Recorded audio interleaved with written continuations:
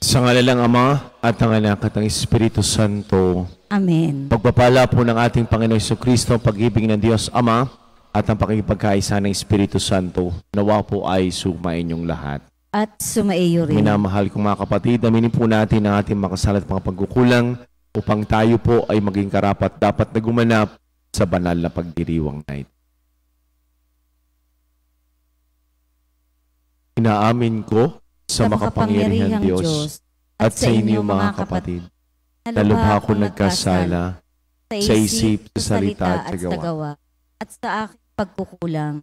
Kaya sinasamo ko sa mahal na Birheng Maria, sa lahat ng mga anghel at mga banal, at sa inyo mga kapatid, na ako'y ipanalangin sa Panginoong ating. Gawan po tayo ng makapangyarihang Diyos, patawarin po tayo sa ating makasalanan, patubayan po tayo sa buhay na walang hanggan. Amen.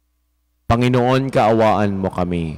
Panginoon, kaawaan mo kami. Kristo, kaawaan mo kami. Kristo, kaawaan mo kami. Panginoon, kaawaan mo kami. Panginoon, kaawaan mo kami. Manalangin po tayo.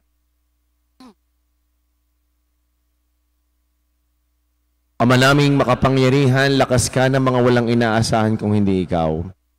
Ang pagluhog namin na iyong pagbigyan sapagkat kami ay mga tao lamang na pawang mahihina kapag iyong iniwanan, kaya naman kami lagi mong tulungan upang sa pagtupad ng iyong mga kautusan, ikaw ay aming mabigyang kasiyahan sa aming iniisip at ginagawa araw-araw sa pamagitan ni Jesucristo kasama ng Espiritu Santo magpasawalang hanggan.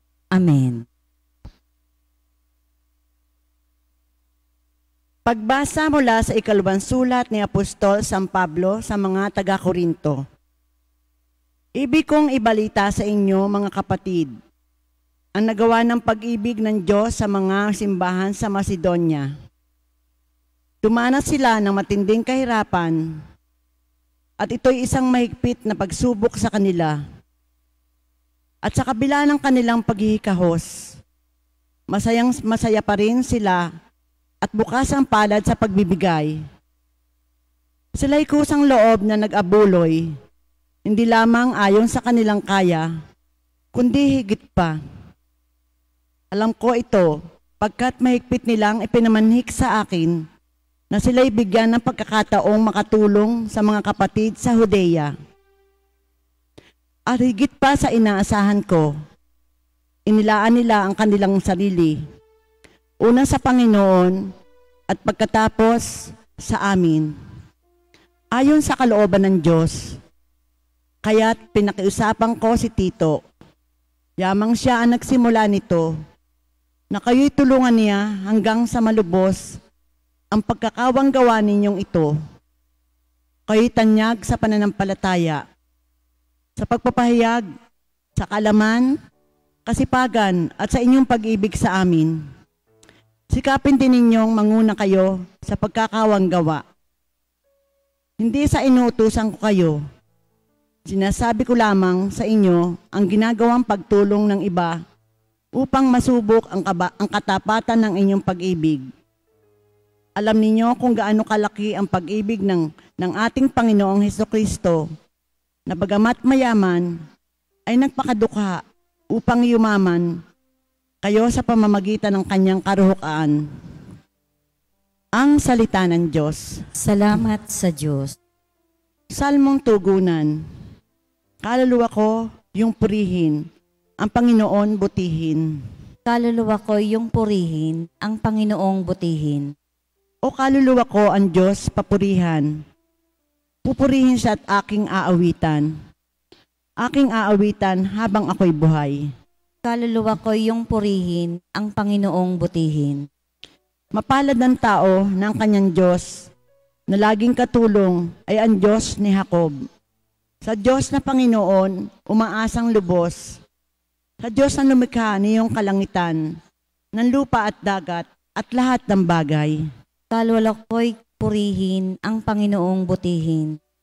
Ang maaasahan laging Panginoon, panig sa naapi, ang Diyos na hukom, may pagkaing handa sa nangagugutom. Kaluluwa ko'y purihin, ang Panginoong butihin. Pinalaya niya ang mga nabihag, isinasauli paningin ng bulag. Lahat ng inapi ay itinataas. Ang mga hinirang niya'y nililingap. Kaluluwa ko yung purihin, ang Panginoong butihin.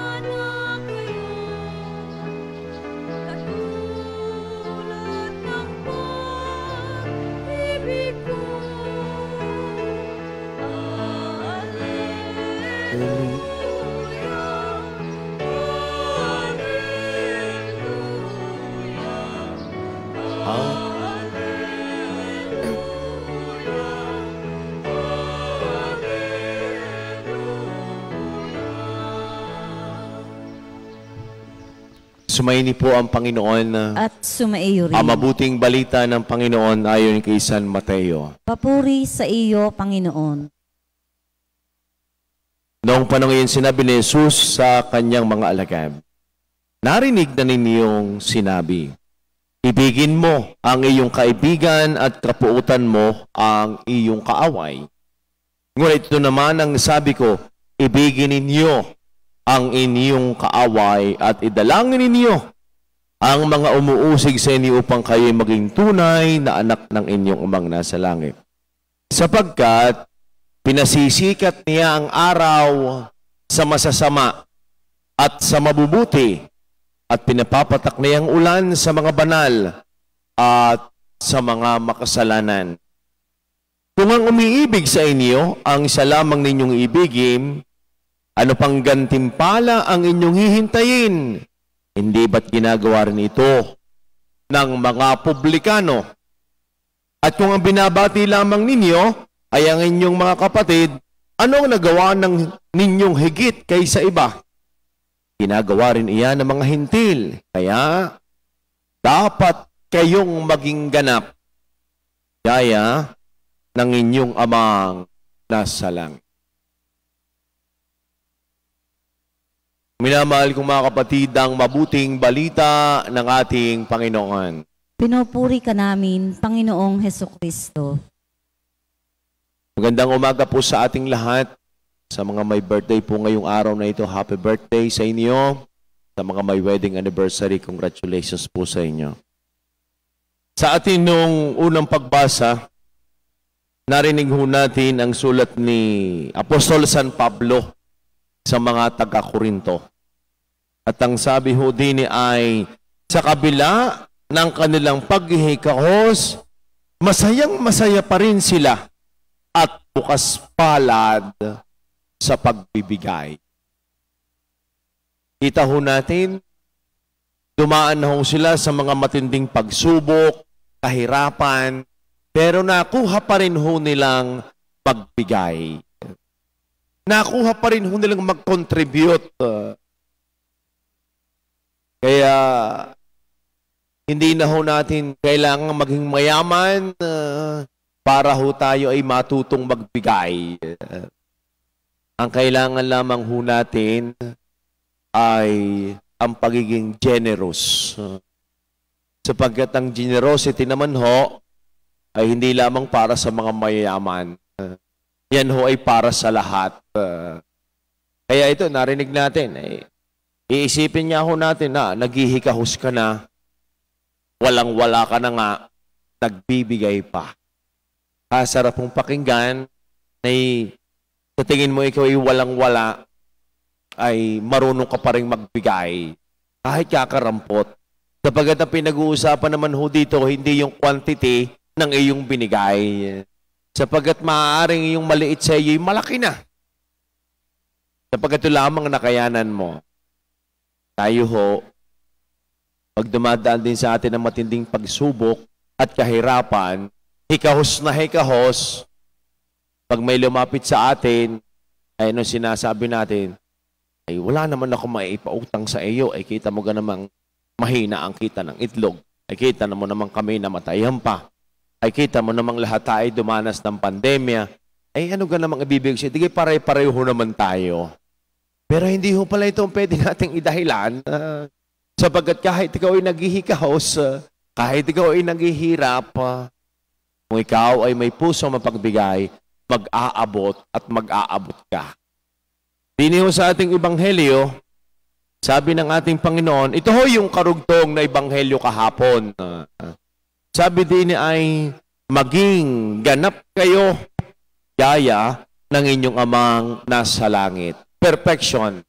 Be perfect as your Father, Heavenly Father is perfect. Kung titignan ho natin, ano ba yung ibig sabihin ng perfection? Ano ba ang ibig sabihin ng pagiging ganap ng katulad ho ng Diyos? Perfection is, it does not really mean without defect, without fault. When we speak of perfection, it is completeness. Ganap. Bagang isang nag-aaral ng medisina ay nakatapos ng pagdodoktor at nakapasa, anong tawag natin? Siya ay ganap na doktor.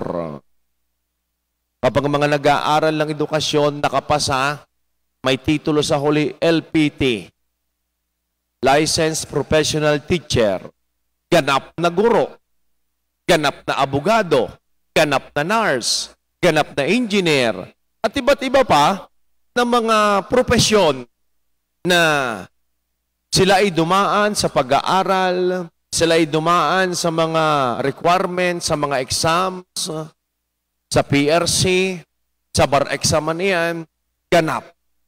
Ibig sabihin, yung pagiging ganap ay para sa iba ay yung rurok. Pag pinag-usapan ng propesyon, kami, ako naging pare, ay 12 taon sa formation. Nung inordinahan, ikaw ay ganap na pari na. Pero yun lang ho ba, yung tinatawag nating kaganapan. Pag sinabi ho nating kaganapan ng buhay, ito ho yung sinasabi ni Thomas A. Kempis, isa hong spiritual writer. Sa titulo ho niyang libro na sinulat na Imitatio Christi. At ano hong ibig sabihin nito? Imitation of Christ. And that is perfection. Sapagat ang pinag-uusapan ho ng pagiging ganap ay hindi pagiging successful lamang, kung hindi pagiging faithful. Sapagkat pwede kang maging successful, pero hindi ka ho naman faithful. Napakarami na ho na mga tao na sasabihin nating successful sa buhay. Na pagtapos ang mga anak, ang ganda ng kabuhayan. Pero what about the relationships? Are you faithful? Once you are faithful, you are successful. Sapagkat yan ang sinabi ng ating Panginoon din. Wala ho tayong tinitingnan, wala ho tayong kinikilingan. Sapagkat iba ho ang tinitingnan, iba din naman ho ang tinititigan. Sabi ng ating Panginoon Diyos, kahit sa masasama, sumisikat ang araw. Sa mabubuti, umuulan din. Para ho ba namang napak-unfair ng Diyos? Pero hindi ho. Yan ho yung pagiging ganap. Kaya yung pagtingin natin sa kaaway, paano natin titingnan? Sapagat para sa mga Pariseo, ang konsepto ng kaaway ay iniiwasan. Ang konsepto ng kaaway hindi binabati.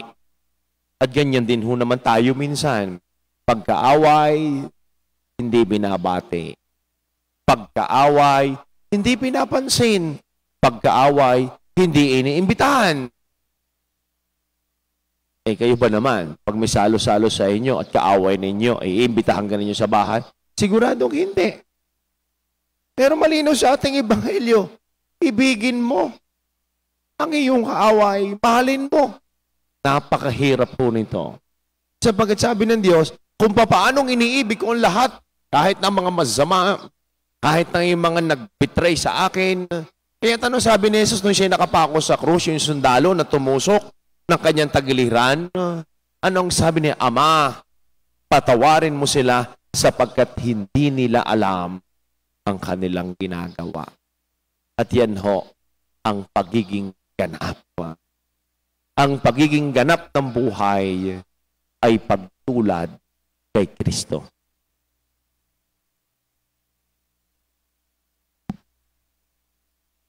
Lumapit tayo sa Ama upang tulungan tayong makasunod sa halimbawa ni Jesus na nag-uutos sa atin na ibigin natin ang ating mga kaaway. Ama, tipunin mo kami sa iyong pag-ibig. Ama, tipunin mo kami sa iyong pag-ibig.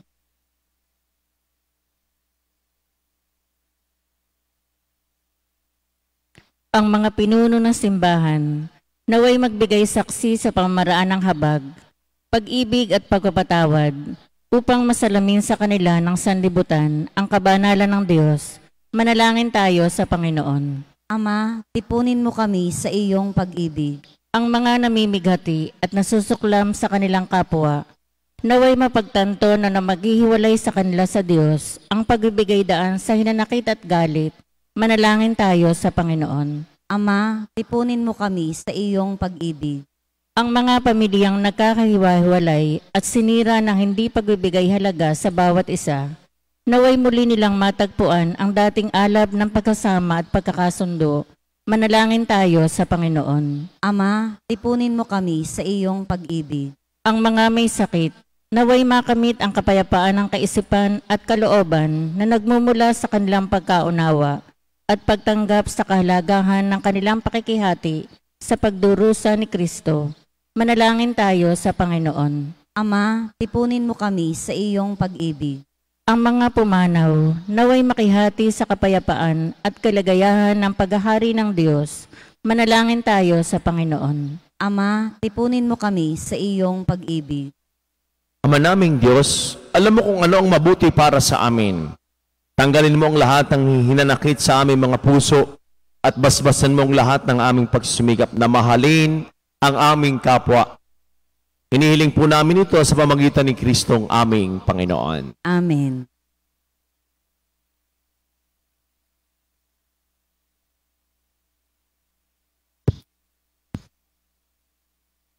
Kapuri-puri ka, Diyos, sa malumigkas sa libutan, sa iyong kagandahan loob narito ang aming may alay. Mula sa lupa't ba ng pagawang tinapay para maging pagkain, nagbibigay buhay. Kapuri-puri ang poong may kapal, ngayon at kailanman.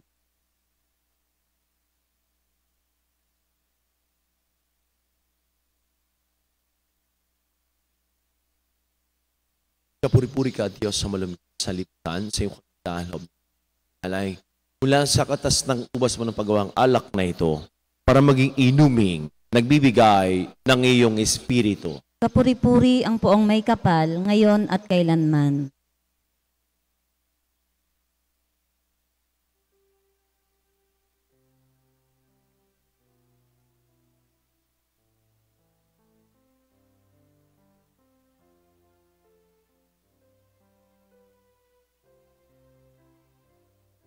Manalangin po kayo mga kapatid ang ating paghahay na ikalugdan ng Diyos abang makapangyarihan. Tanggapin nawa ng Panginoon itong paghahain sa iyong mga kamay, sa kapurihan niya at karangalan sa ating kapakinabangan at sa buong sambayaniyang banal. Ama naming lumikha, tanggapin mong aming paghahain ng papuri sa iyong kabutihan sa amin. Sa dulot nawa nitong kadalisayan, kami naway makapag-alay ng iyong kinalulugdan sa pamagitan ni Jesucristo kasama ng Espiritu Santo magpasawalang hanggan. Amen. Sumainyo ang Panginoon. At sumaiyo Itaas rin. po sa Diyos ang inyong mga puso at tiwa. Tinaas na namin sa Panginoon. Pasalamatan po natin ang ating Panginoon Diyos. Marapat na siya ay pasalamatan. Ama naming makapangyarihan, tunay ngang marapat na ikaw ay aming pasalamatan.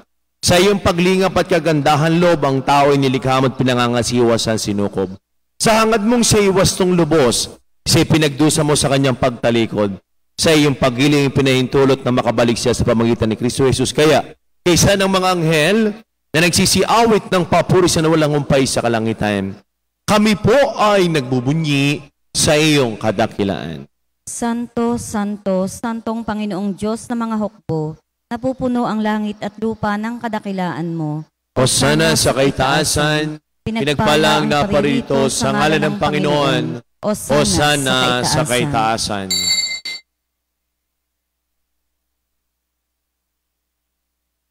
Ama naming banal, ikaw pong bukal ng tanang kabanalan kahit sa pamagitan ng Espiritu, kay mong banal ang makalob na ito upang para sa amin ay maging katawan at tugo ng aming Panginoong Jesucristo.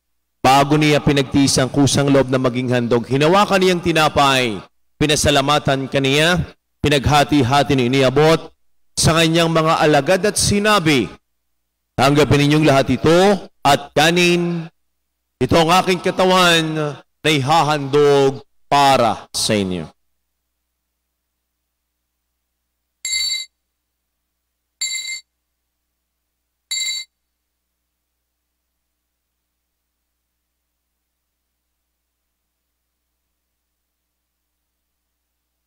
Gayon din naman, nung matapos ang hapunan, hinawakan niyang kalis, muli kanyang pinasalamatan, nibuti ang kalis sa kanyang mga alagad at sinabi, tanggapin ninyong lahat ito, tinumin itong kalis ng aking dugo ng bago't wala hanggang tipan.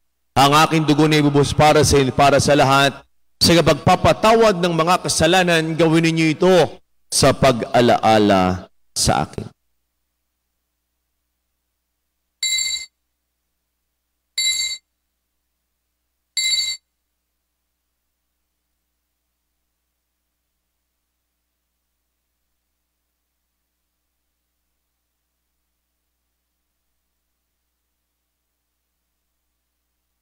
Misteryo ng ating pananampalataya. Si Kristo'y namatay, si Kristo'y nabuhay, si Kristo'y babalik sa wakas ng panahon. Ama, ginagawa po namin ngayon ang pag-alaala sa pagkamatay at muling pagkabuhay ng iyong kaya't nialay po namin sa iyo ang tinapay na nagbibigay buhay at ang kalis na nagkakaloob ng kaligtasan. Kami nagpapasalamat dahil kami ay yung minarapat at tumayo sa harap mo para maglingkod sa iyo. Sinasamo namin kami magkakasalo-salo sa katawan at tugon ni Kristo mabuklod sa pagkakaisa sa pamagitan ng Espiritu Santo. Ama, lingapin mo po ang isimbahang laganap sa buong daigdig. Puspusin mo kami sa iyong pag-ibig at namin nga Arzobispo at ang lahat ng mga kaparian. Alalahanin mo rin po ang mga kapatid naming nahimlay na. Nang may pag-asang sila'y muling mabubuhay, gayon din ang lahat ng mga pumanaw. Kawal mo sila patuloy sa iyong kaliwanagan. Kawa mo't pagindapatin kaming lahat na makasalo sa iyong buhay na walang wakas. Kaysa ng mahal na Birheng Marinina ng Diyos ni Pong San Jose na atin din patron. Kaysa ng lahat ng mga apostol at lahat ng mga banal na namuhay sa daigdig ng kalugod-lugod sa iyo. May pagdiwang nawa po namin ang pagpupuri sa kararangal mo sa pamagitan ng iyong anak na aming Panginoong Jesucristo. Sa pamagitan ni Kristo kasama nit sa Kaniya, ang lahat ng parangal papuri sa Diyos sa makapangyarihan, kasama ng Espiritu Santo, magpasawalang hanggan.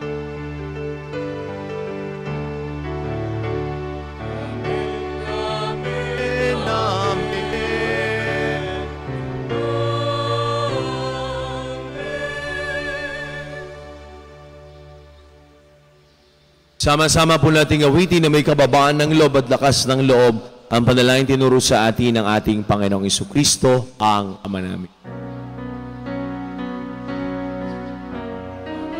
Ama namin, sumasalangit ka,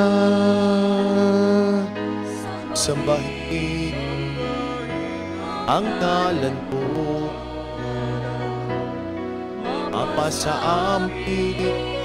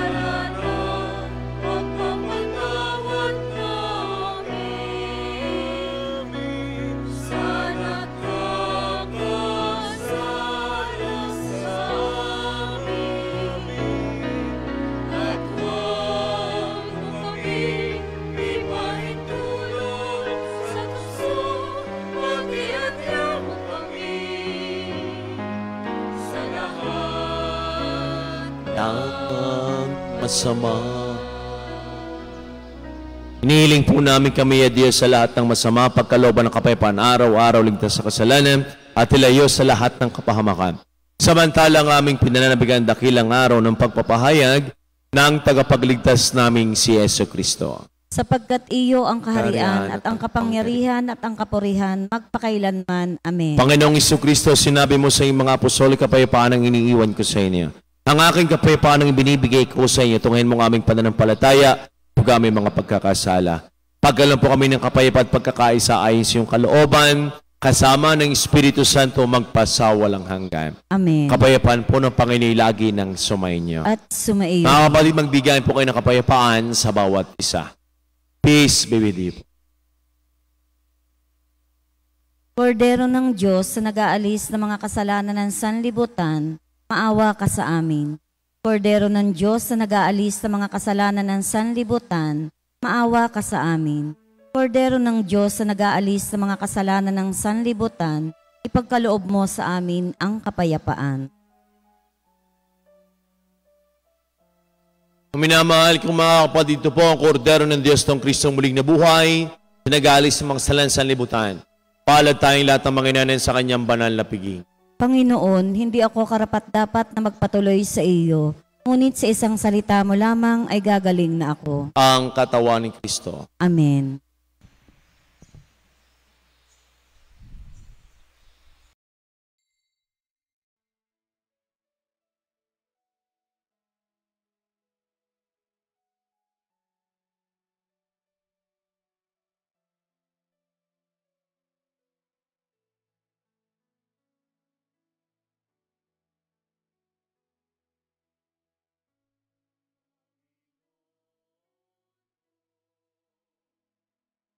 Manalangin po tayo. Manaming mapagmahal ang pinagsaluhan naming banal na pakinabang na nagpapahiwatig na yung pakikisa sa tanang naritong nakikipagdiwang ay magdulot nawa ng pagkakaisa sa isang bayanan sa pamagitan ni Jesucristo kasama ng Espiritu Santo magpasawalang hanggan. Amen. Sumaini po ang Panginoon. At sumaiyo rin. Pagpalain po kayo, ingatan, gabayan, subaybayan ng ating mapagpalang Diyos. Sa ngalan ng Ama, ng Anak at ng Espiritu Santo. Amen. Ang misa po'y naiaalay na taglayin po ninyo ang pag-ibig ng Diyos. Salamat sa Diyos.